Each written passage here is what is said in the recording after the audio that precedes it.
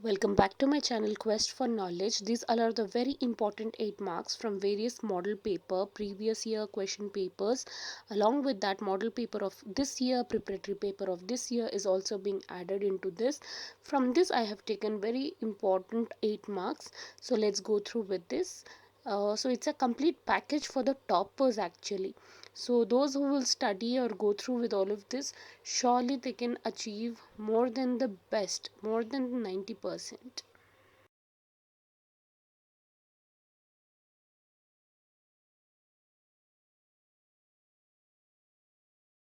Studies. So these all are the important 8 marks as you are going through. The first question is, management is a science or art? Let's discuss. Management is science because of several reasons. It is universally acceptable principle and it has a cause and effect relationship. Why? Because every action has a reaction. At the same time, in art, it requires perfection through practice, practical knowledge, creativity and personal skill. So that is why management is considered as both art and knowledge. We must know some of the theoretical knowledge as well, some experimental knowledge as well, and along with that it is experimented. That is why it is both arts and science. By going through with this picture itself, you can make a proper note. Okay, like business studies, how you need to write the answer is like, जैसा समोसा है वैसी stuffing. Okay, 6 rupees का समोसा है तो 6 रुपये की stuffing, 12 रुपये का समोसा है तो 12 रुपये की स्टफिंग.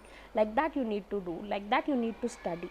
मेन आप उसको headings, you need to remember the headings and you need to do the stuffing. So how management is an art is because of the practical knowledge. Start writing, make a heading and then do the stuffing. Okay, because of the practical knowledge.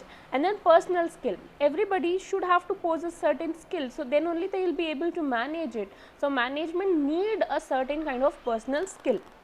And the manager should have to be creative. So that is why creativity is a origin of art. So that is why management also has certain kind of creativity. Perfection through practice. Once what we do, we make mistakes, but we learn from the mistakes and we try to perfect ourselves, and it is goal oriented. That is why management is an art of a kind. And why it is a science of a kind, let's discuss. Because of the concept. Every management has a concept. Okay, we do need to follow certain kinds of principles, which that is why it is a part of science.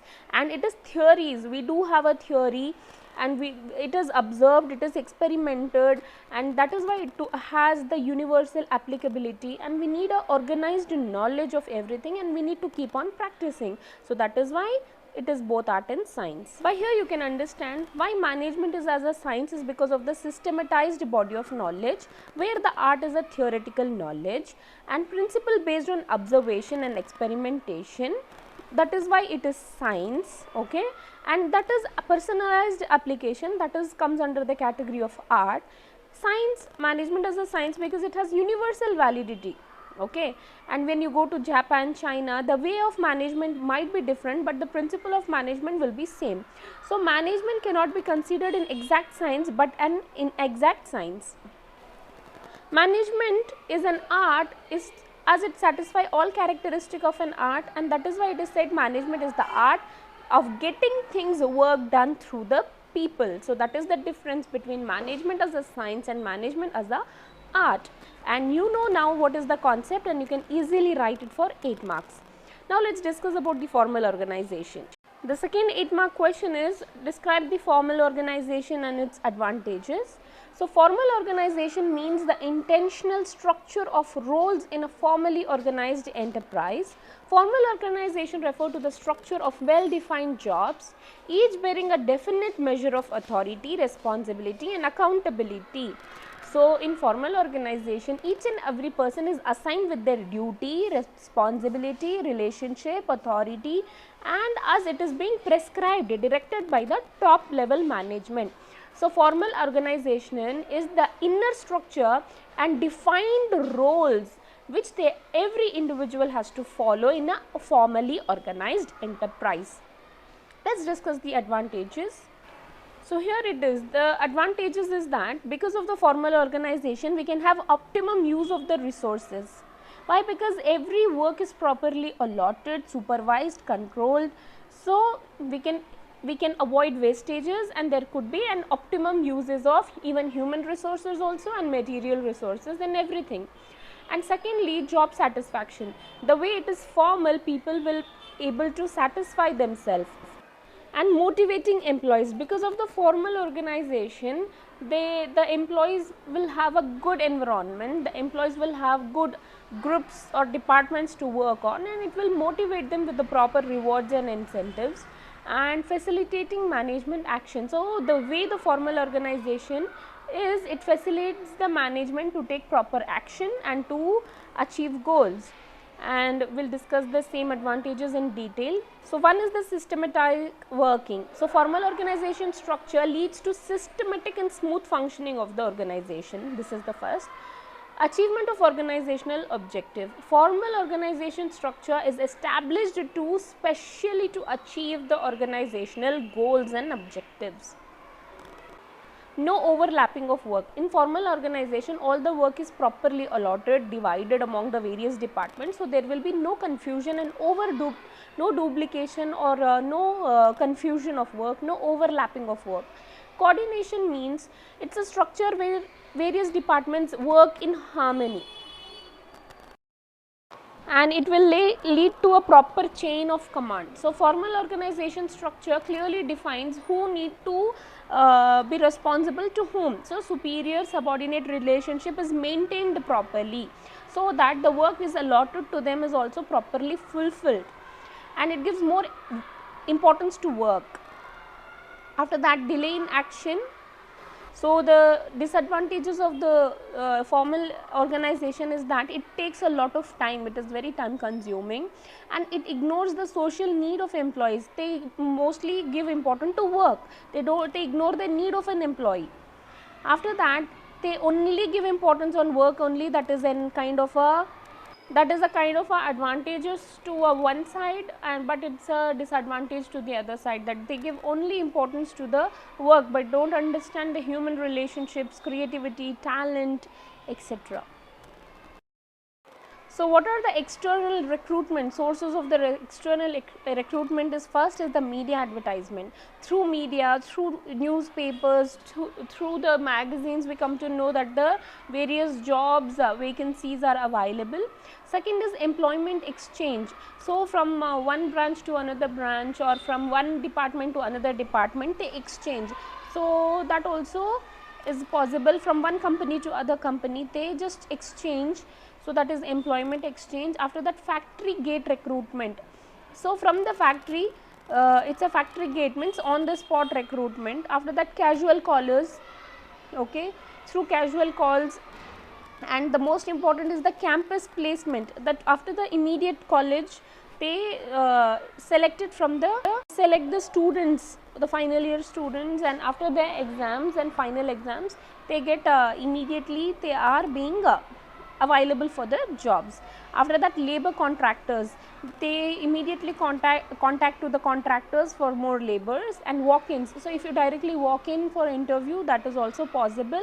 E-recruitments means there are various websites and apps nowadays, like Apna app is there, Able Jobs, Naukri.com, where you can apply and where you can get the jobs, even where the company will look for the recruitment. And last is the management consultants. There are various consultant agencies who provide jobs. So these all are the various sources. To the stuffing, it will be very helpful. So the people joining on the recommendation, employment agencies like Naukri.com, etc.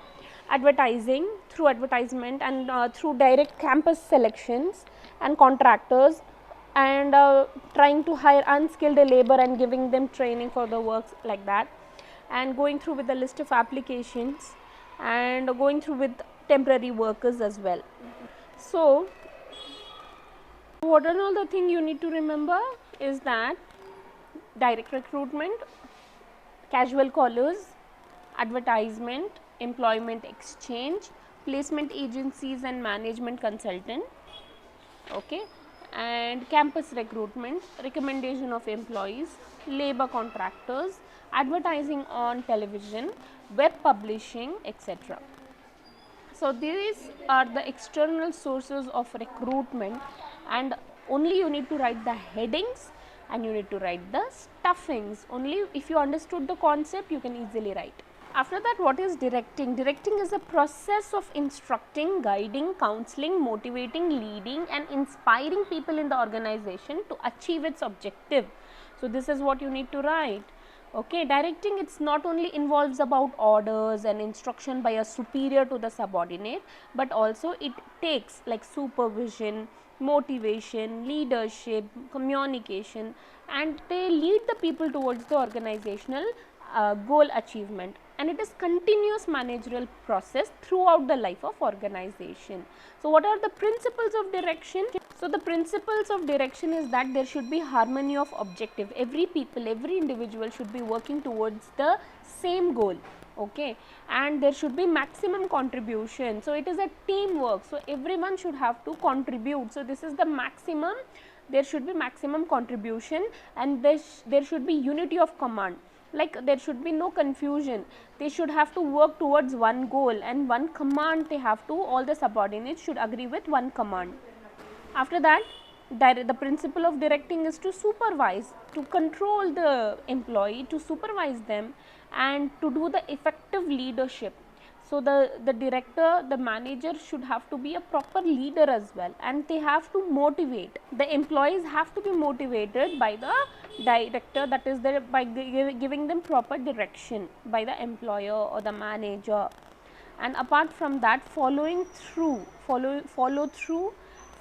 the proper principles and to go on governing and checking and leading to them. So these all are the principles of direction. That's, you have know the headings, you need to do the stuffings now. Here it is your stuffings. How many of objectives? That there should be harmony, unity of direction or command, that every employee should receive orders and instruction from only one superior. Okay, so that to avoid the confusion, if there is 2 or 3 bosses, there will be confusion. Direct supervision, the manager should have a direct relationship with their subordinate. There should be proper communication, their plans, policies, procedures, everything should have to be properly communicated. Follow through is, direction is a continuous process, follow is necessary, so the management should watch whether subordinate follow the order and whether they have difficulties in carrying out the orders or instructions. So they have to follow through with that. So these all are the principles of directing. Know the headings and do the stuffings. This is the rules of writing business studies. Our next important question is organizing and importance of organizing. So organizing involves assigning of tasks, grouping of tasks into department, delegating authority, allocating the resources across the organization. Before a plan can be implemented, manager must organize the asset of the business to execute the plan efficiently and effectively. According to Kuhns and O'Donnell, it is grouping of activity necessary to attain enterprise objective and the assignment of each grouping to a manager with authority necessary to supervise it. So what are the steps in the process of organizing? First we need to identify and divide the work, and we need to group the work, and then we need to assign the duty and establish a relationship of subordinate and superior. So these are all the importance of organizing. So importance of organizing, that first of all it facilitates administration, because the process of organizing leads to systematic allocation. When there is a proper division of work, responsibilities allotted, that who and all is going to perform the various jobs, so it facilitates easy administration. Second, it encourages growth and diversification.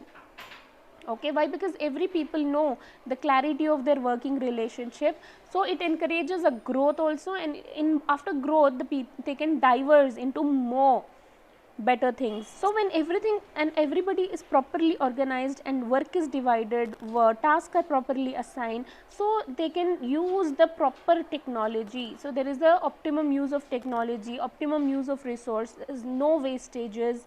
These are all the importance of organizing. And organizing leads to the stimulation. It enhances more of the innovation and technology, and it also encourages good human relationship. and it ensures the continuity of enterprise and coordination. In simple manner, you can write also about benefits of specialization. Due to organizing, proper organizing, there will increase of productivity, there will be good performance, the repetition of work leads to specialization, clarity in working relationship. When you allot the proper task to the proper people, there will be clarity in work, optimum utilization of resources. Proper organizing will lead to proper adaptation to change also. They are ready to accept all the challenges, the administration will be very effective. Not only the organization will grow, a personality will also grow. Okay, the every people can grow and develop themselves as a role, with a great role and responsibilities, and there is a great expansion and growth for the overall organization. Now let's discuss towards the next question, which is top 10 leadership qualities. So the top 10 leadership qualities, first it's honesty and integrity. He should treat everyone with equal, and the leadership should be like honest and integrate. It means he has to go through with good cooperation. Second is the confidence, what you can wear. The best thing to wear is confidence. That is what a very good quality of a leader. After that, you need to inspire others. Okay, your quality should be like the people get inspired by you. Commitment and passion, so a leader will always be very passionate, and he'll always be the leader. He's the one who get your hands dirty. He knows the art how to get the works done by the other. And he's a good communicator. You must communicate. The leader should communicate their message effectively. Decision making capability, the decisions taken by leader will have a very good effect on the people. He'll always profound impact on their people. After that, accountability, that the leader should be very accountable. Delegation and empowerment, the leader should empower the followers and delegate tasks to them. And a leader will always bring out new creativities and innovation, and leader should have to develop empathy with their followers. So these are the top 10 leadership qualities. You need to write down the headings and you need to do the stuffing. So do the stuffing according to the heading. Okay, let's move on to the next question, which is the definition of management and characteristic of management. What is management and what is the characteristic of management? So to write about management, first you need to give a brief brief introduction about management. So first we'll understand what is management. Management is the art of knowing what you want to do and then seeing what is done in the best and cheapest way. Or else, to manage is to forecast and to plan, to organize, to command, coordinate and to control, said by W.F. Taylor. So what are the characteristics of management? One is the understand the headings and you need to do out the stuffings. So management is universal. Wherever you go, the management is there. So that is why management is universal. Management is goal oriented. So management has a goal, that is why it is goal oriented, and we are working towards the fulfillment of its goal. And management is a continuous process, and it is not going to end with one task. It is a continuous process and it will be continuing till the life of the organization. Management is multidimensional. So multidimensional, it means it has various faces. Okay, it is multifaceted, and management is all about a group activity. It is not a one-man show. It is all about teamwork, coordination, cooperation. So group activity. Management is a dynamic function which keeps on changing. We need to keep on adapting to the change. So our way of management is not same with the people managing 10 years back. So every management is changing according to the changing environment. So it is dynamic and it is intangible force. We can't able to see, we can't able to touch, but we can realize it. Next important questions is what are the various plans. So first you need to give a brief understanding that plans are what to be done, how to be done. When we are trying to discuss in advance about what to be done and how to be done and whom to be done, that is called as plans. And there are various kind of plans like hierarchical plan, standing plan, single use plan and contingency plan. Let's discuss them in detail. So what is hierarchical plan? They are institutional, managerial and technical core. So these kind of plans are hierarchical levels. Okay. Now the hierarchical plan is again classified into three: strategic, administrative and operational. So you know, strategic means the planning, procedure, programming. So the higher level of planning are called as strategic planning. Okay, it belongs to the top level. Second, what do we have is the administrative. So administrative is about the middle level of management. So how to manage the organization, that comes under the middle level of plan, that is why it is called as administrative or intermediate plan. The last hierarchical plan is the operational plan. It is the lower level. Okay, it is all about the doing the task and trying to accomplish it on time with the available resources and what and all to be covered day by day. So the day to day operation of an organization is considered as the operational plan. After that we have standing plans. Standing plans are, for example, manager may be facing the problem of late coming quite often. So manager design a standing plan to implement automatically each time an employee is late for work. Such is called as standard operating procedure. Like strategies, procedures, rules, not to come late, wear ID cards, these all are the standing plans. So what comes under the standing plan is the mission or purpose, because they are interchangeable and identifies the basic task of an organization for which it is created. For example, the mission of a university is to impart higher education. The mission of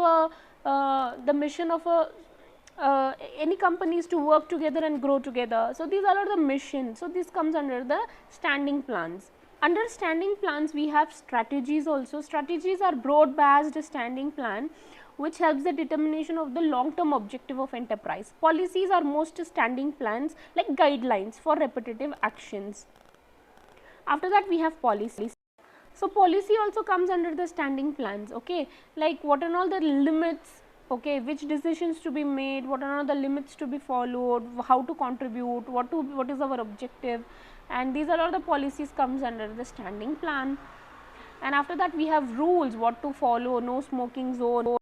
So rules means what to do and what not to do. So these also comes under the standing plans. In an organization, what we are supposed to do, what we are not supposed to do. So these all exercises our individual's discretion. So lastly we have contingency plans, that the process of planning is based on certain assumption what is likely to occur in the environment. Contingency plans are made to deal with the situation that might crop up if these assumptions turn out to be wrong. So it is alternative course of action to be taken. What we are predicting or what we are thinking that environment will happen, if does not happen and due to some uncertainties, then what kind of a action to be taken, that comes under the contingency plan. After this we will move on to the next question. Your question is, what are the different on the job and off the job training methods? So on the job method is orientation. First you will able to understand what is your work, what is your role, responsibilities, everything. That is orientation training, okay, letting you to know about your work. After you are joining, when you are being trained for the further works, that is orientation training. After that, apprenticeship training, when you are working under the job as an internship or apprenticeship for free, when you are working to learn, that is apprenticeship training. And after that, when you are being assistant and working as an intern, so that is also an on the job training. For example, nurses, doctors, lawyers, they all work as an interns and assistants, so that they can learn on the being on the job. After that, job instruction training. When you join for the work, the people will instruct you about how your job should be done, how to be done, how the manner to be done. So that kind of a thing is also on the job training, which is job instruction training. And then you will have job rotation, like sometimes we will have night shifts, sometimes we will have day shifts. Along with that, sometimes we need to, for example, if it is a garment industry, sometimes we will be given the work of stitching, sometimes we will be given the work of cutting, so that it is job rotating, so that you may know about every job. And after that, the last is the coaching. So when some kind of a coaching is given on the job to gain more knowledge related to the job, is all comes under the on the job training. Is like completely creating an artificial environment. Like for example, to be a pilot, they'll create certain situation how you will deal. So like that they'll artificially create an environment where you just get all kind of a training. So that is vestibule training. Second is the lecture, which is off the job training. According to the lectures you have to learn about through the lectures, and after that you have to do with the special study, that is also off the job method. Conference and discussions, by that you will be able to understand. So this is also a kind of a training, and you will be given role play and case studies. Especially this is very much given in the for the lawyers. They'll be given a case study, they have to play as a, so how you will represent if the case is like this, like that it is given to the management and to the lawyers and all. So that is important for them mostly. And after that simulation is also a kind of a role you have to play, and what you will do in their situation, in that situation, that is. And programmed instruction, so you will be getting proper instruction regarding to the work. Laboratory training, films, they'll show you films and televisions. Based on that, these all comes under the training, but under the off the job training method. What you need to do, I hope you all know clearly that what you need to do. You need to write the heading, and you need to do some of the small stuffing. Let's discuss to the next question. So the functions of management is planning, organizing, staffing, directing, controlling. So planning, you know, planning is the function of determining in advance what to do, when to do, how to do. Organizing is the management functions of assigning duty, grouping tasks, establishing authority, and allocating resources required to carry out a specific plan. Staffing is putting the proper right person with the right qualification for the right position of the right job on the right time. And directing is about leading, motivating, communicating to the subordinates to achieve the organizational objective. After that, controlling involves establishing standard of performance, measuring current performance, comparing it with the established performance, and taking corrective action. And if there is any significant deviation between actual and planned performance, they aim to ensure whether everything is done according to the predetermined goal. So these are the great functions of great management. As you can go through with these also, like controlling, it is like ulta, okay, here it is from the down. You need to see planning, organizing, staffing, directing, and controlling. Based on this also you can write what you need to do. You need to write the headings, and then you need to do the stuffings. So how does the training and development benefits to the organization? So it's systematic learning. When the people are more knowledgeable, it is very helpful for our organization itself. It increases our productivity. It increases our productivity. We can prepare for the future managers. It boosts the morale of the employees, that even we care for them, and there is a better response to fast changing environment. So we need to keep on learning, because the environment is keep on changing. And these all are the benefits for the benefit for the organization, that it avoids wastage of resources, increases the productivity, and increases the morale. And what is the benefit for the employee? Better career, better earning, more efficiency, and reduction in the learning time. And apart from that, what you can write, what are the importance or benefits to the organization overall, is that for the organization we have discussed, for the employee also career growth, okay, increased earning. So overall there will be job satisfaction, reduction of turnover, uncover employee potential, they can understand their capabilities, there will be increased consistency and efficiency, it will enhance the team spirit, and optimum utilization of the resources will be acquired with the help of giving training. So these all are the benefits for training and development to the employee as well as to the organization. What are the measures to improve communication effectiveness? That we need to clarify the idea before communicating. So we need to be very clear with our idea. After that, communicate according to the need of the receiver. So we need to understand the receiver, and we need to communicate accordingly. After that, we need to consult before communicating, and we need to be aware of the languages, tone, and the content of the message. We need to convey things of help and value to the listener. It should be a helpful thing. Okay, what we are trying to communicate should be helpful to the listener, and we need to ensure proper feedback from the listener as well, and after that communicate for present as well as the future, and we need to follow up communication. We need to keep on reviewing, and we have to be a good listener if we want to communicate also. We have to be a good listener to communicate with them properly. So as you can see that there should be less misunderstanding, there should be a healthy workplace culture, and we should be non-threatening environment there should be, and it should solve conflicts easily, and the team spirit should be there, so that it will enhance our effective communication. After that, we have increasing good communication increases our self-esteem. It clear our direction. With a proper and effective communication, we understand our direction. There will be stronger teamwork because everybody are communicating in a proper manner. It will lead to proper work, and it will enhance the teamwork also, and job satisfaction will be there, and a business success will be there if the business goal is properly communicated. So this is what you need to write about how to improve communication effectiveness.